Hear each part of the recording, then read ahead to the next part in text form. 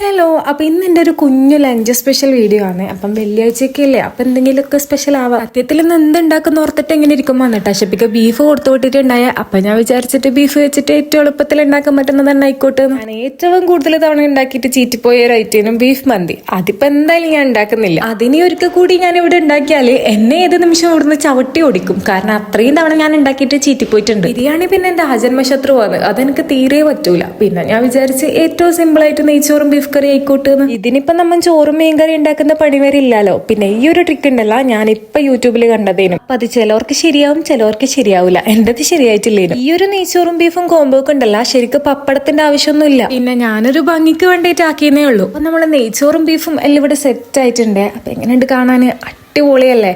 ഞാൻ ഉണ്ടാക്കിയോണ്ട് പറയുന്നല്ലേ, കഴിക്കാനും അടിപൊളിയേനും. എന്റെ ഈ ലഞ്ച് സ്പെഷ്യൽ വീഡിയോസ് ഒക്കെ ഉണ്ടല്ലോ, നിങ്ങൾക്ക് ഇഷ്ടമാവുന്നുണ്ടെങ്കിൽ ലൈക്ക് ചെയ്യാനും കമന്റ് ചെയ്യാനും ഒന്നും മറക്കല്ലേ.